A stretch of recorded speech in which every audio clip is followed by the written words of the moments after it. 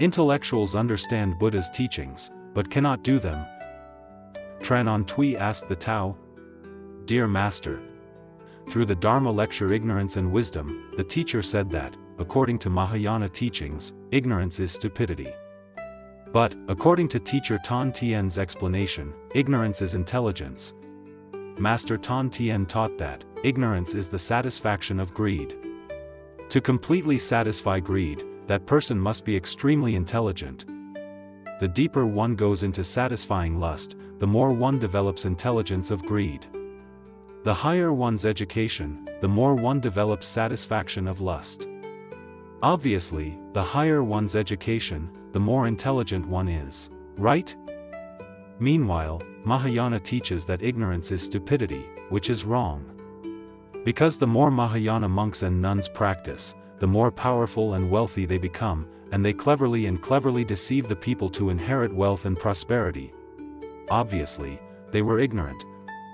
But, when they curse ignorance as stupidity, they are even more convinced that Mahayana monks are naive, cursing themselves, without them knowing or realizing it. Ignorance and enlightenment are two directions that follow a V-shape, never meeting. If you go towards ignorance, there is no enlightenment. If you go towards enlightenment, there is no ignorance. Ignorance is going in the direction of satisfying desires. Continuing to suffer from birth, aging, sickness, and death.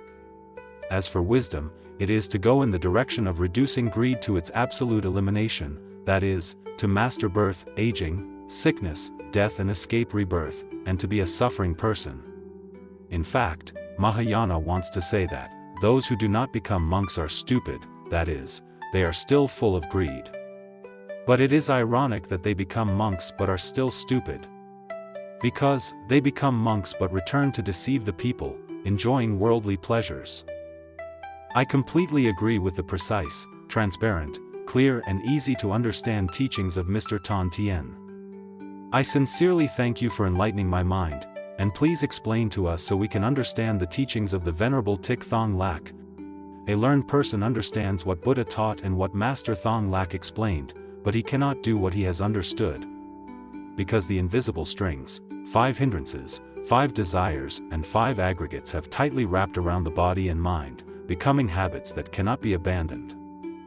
At the same time, for those who are not educated, they cannot understand what Buddha taught and what Master Thong Lac explained, because the Buddha's teachings are true.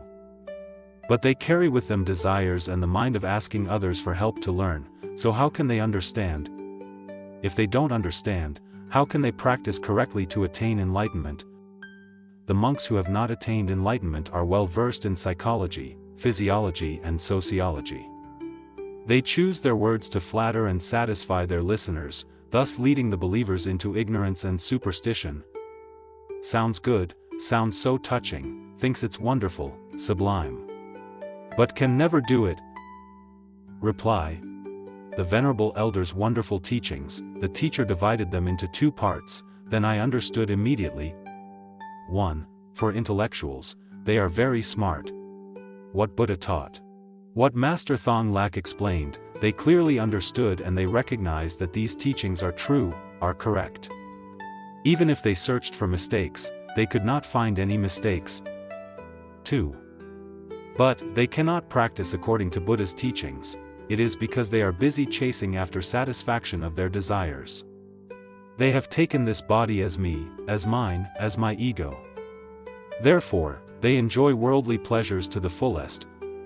Only those who are determined to give up power, wealth and prosperity can do what they understand.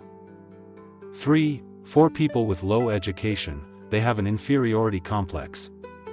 In addition, they were caught in the cycle of greed, so they could not understand the Buddha's teachings and the teachings of Master Thong Lac. In the end, they had to follow the magician, because the magician knew how to use sweet words to caress and satisfy their psychology.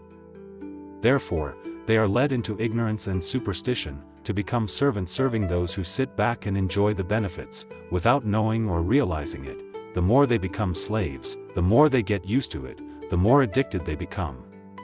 When they awaken, they know they are wrong, but cannot undo it. 4. During Buddha's time, although they did not understand what Buddha said. They absolutely believed in Buddha. Whatever Buddha taught, they did exactly as he told them. Thanks to that, in the end, all of their practices attained fruition. 5. Today, thanks to the Venerable Thich Thong Lak's teachings on the true Dharma, and fortunately, Master Tan Tien has practiced and attained the truth. Master Tan Tien shared that practitioners do not need to waste time studying Buddhism. Just slowly and steadily practice the method of right intention and the 6 basic methods. When the mind is familiar, now choose a method to practice diligently until that method enters the mind at any time, and then attain the result at that moment. 6. During the practice of right intention and the 6 basic methods, I immediately feel my life is peaceful. I no longer desire anything.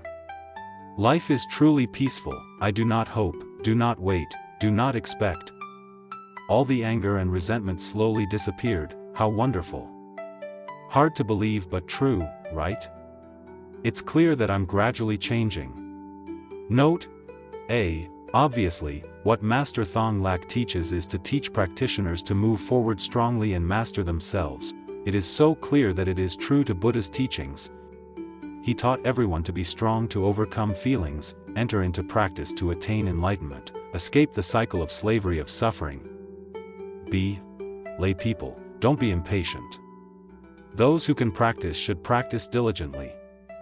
Those who can't practice should practice slowly and gradually to get their mind used to the Buddha's teachings. When the opportunity comes for us to become monks, we will already be familiar with the Buddha's teachings.